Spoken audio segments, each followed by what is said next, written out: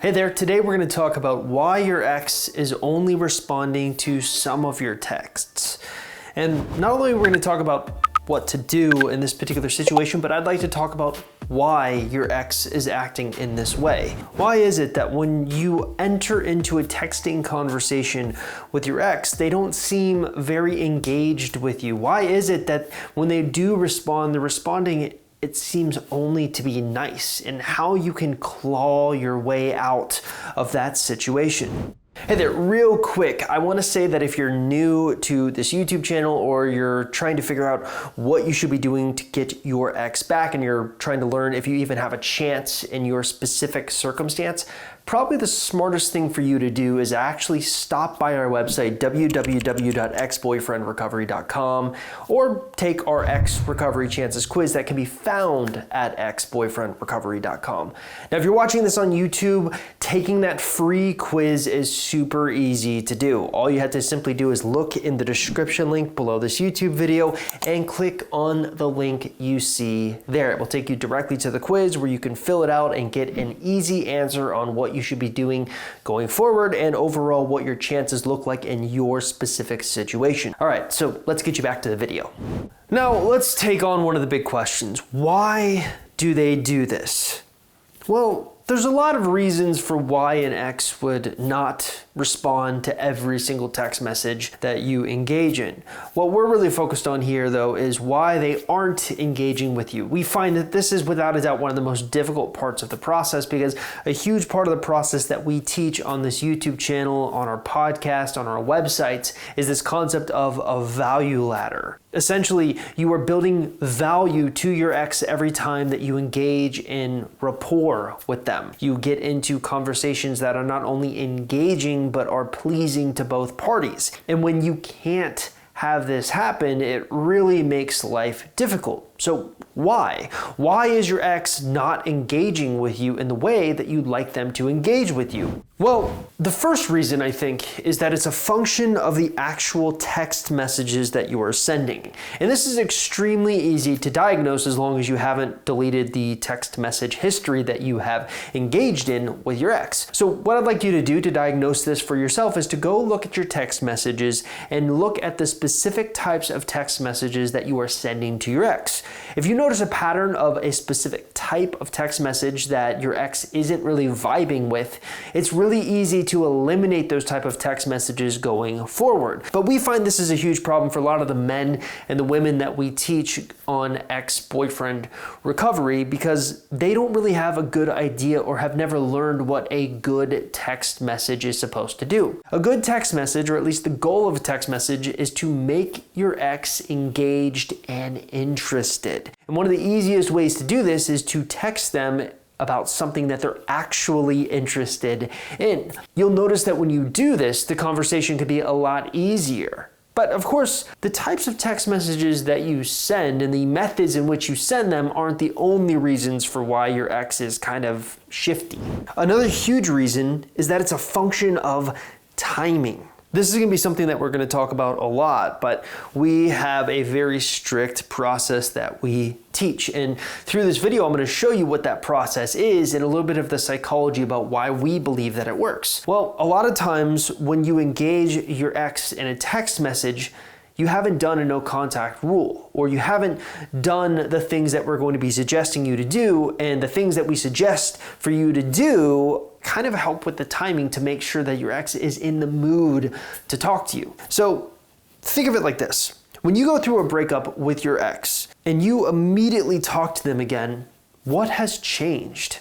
Nothing has changed. You haven't taken a break. I don't necessarily think you need to reinvent yourself, but you haven't outgrown your ex. These are important key concepts that you need to actually accomplish before you talk to your ex again. And yes, this is something that I really want to talk to you about a little bit later. But first things first, let's get through these huge reasons for why an ex is kind of not responding to every single text that you engage him on. The next reason, I think, is the easiest one to understand, and that's because your ex doesn't want to be rude because they're seeing someone else or are considering seeing someone else. So this one is really easy to diagnose as well. If you have this internal gut feeling that your ex is just responding to you to be nice, chances are they're doing this, where they're responding to you out of respect of the fact that you did have a relationship, but they don't want to hurt your feelings by the fact that they're quote unquote moved on.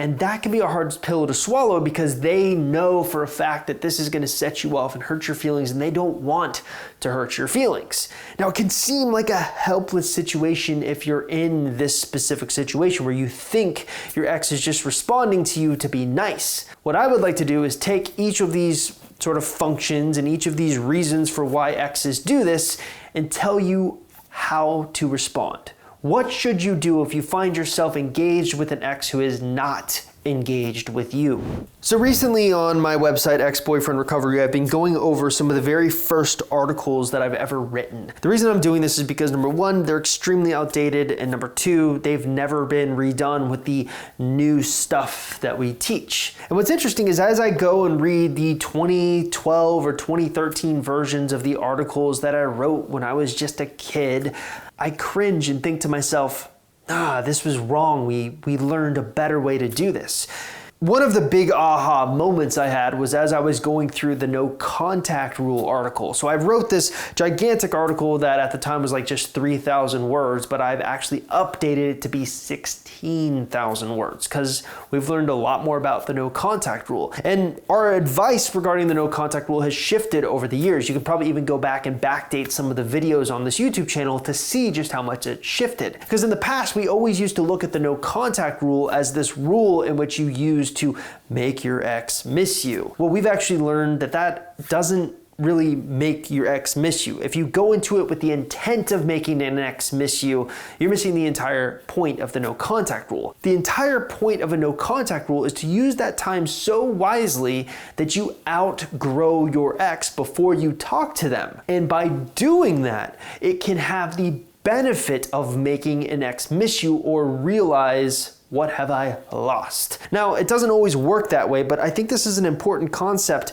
to apply here. Because a lot of times we find that when exes aren't engaged with you, it's because you haven't come into the conversation with them having outgrown them. Quote unquote, nothing has changed. You haven't used your no contact rule in the correct way. Now, the initial assumption would be, well, what does that have to do with anything about why my ex isn't engaged with me? Well, probably the best way for me to explain this is by simply pointing at a lot of the success stories that we have coming through our program. Almost every single one of them refers to the point of, look, I got to this point where I didn't want to lose my ex, but I was okay with losing my ex, which is a very secure attachment style theory that they're implementing. And a lot of times, if you don't have that mindset, if you're not willing to come into the game, willing to lose this person forever and be okay with that fact, it can sort of creep through in your text messages. You stay longer in text message conversations than you should. You don't put out the necessary signals via social media that, you know what, I'm okay moving on from them.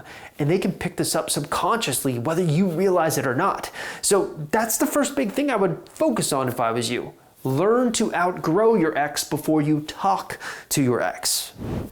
The next big thing has to do with empathy and bringing the big elephant in the room to the middle of the room. All right, so let's consider this. An ex who is sometimes engaging with you, sometimes not engaging with you. There's an unspoken truth that's occurring in the background that no one really wants to talk about. And that's the fact that the two of you just had a breakup and it's a little bit awkward to talk. And a lot of times people handle or mishandle this situation in the worst way possible. They don't do anything.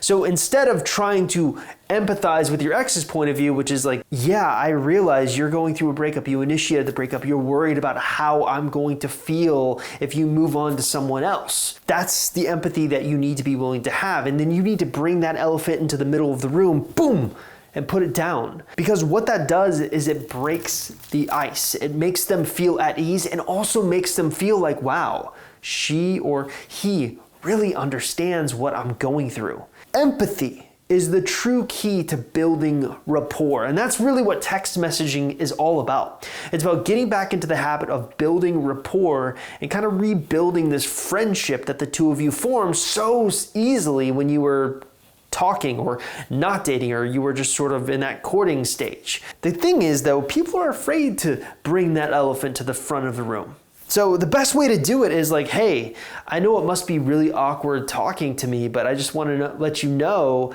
I saw this, and this thing that really interests you. I thought you would get a lot of value out of it.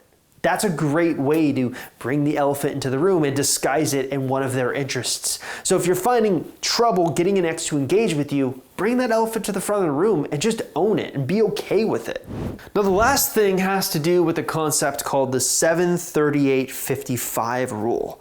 Now this is a concept I actually learned from a book called Never Split the Difference by Chris Voss, who is basically an FBI hostage negotiator who wrote this book about what actually worked in negotiating hostages.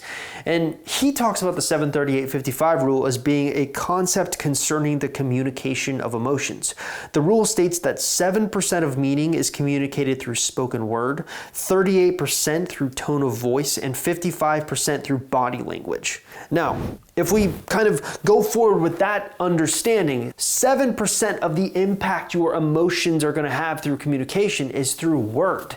The text messages you're sending with your ex are not going to be as effective as other forms of communication. Now, we've actually put this into our program in the way we actually use our value ladder. So here's kind of the general strategy that we like to teach, and this is the psychology behind why we think the strategy works so well. The first thing you should always do is a no contact rule, right? Get into that state of mind where you have outgrown your ex. The next thing you need to do is the texting phase. Now this is important because it really engages your ex in 7% of the overall emotions of communication. The next phase is the phone call phase. Not only does this engage your ex in the texting form where you're using words, but you're also using tone of voice, 38%. So instead of that first rung with the text messages where you're only getting 7% of overall effective communication, in this phase, you're getting a lot more because you're combining that 7% with that 38% coming from the tone of voice.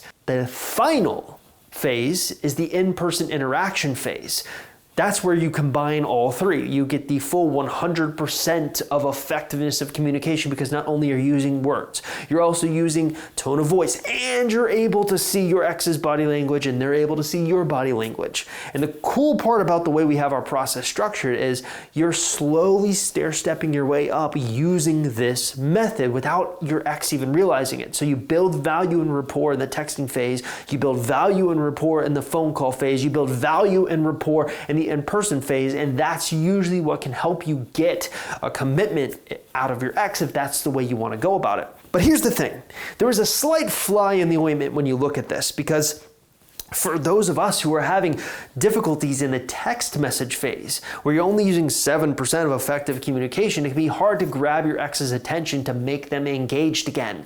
Well, one of the smartest things that you can do is cheat a little bit. Now, we are very clear about do not skip the value ladder. Do not just sort of jump immediately to in-person interactions until you have sufficiently built up value in all the other areas of communication. But if you're having trouble getting an ex engaged, sometimes it's okay to try to find clever ways to engage them in more than just words, because text messages are just words. It allows us time to think, but we don't really hear what the person's saying. We can't see them or see their body language. Therefore, it's not usually as effective. So one of the coolest things that we've noticed is for those of us who are having trouble getting exes to engage, sending a video communicating whatever message that you're talking about seems to work to get them back engaged. Why? Because not only can they see you, therefore see your body language, not only can they understand your words, but they can also hear the tone of voice. So it's a way of kind of giving your ex a test to see if that will get them re-engaged.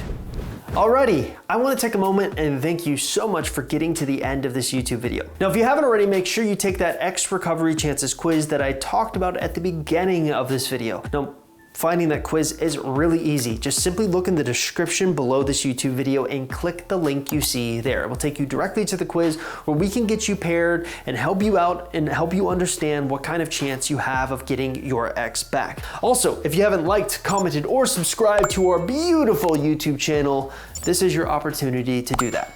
I'll see you next time.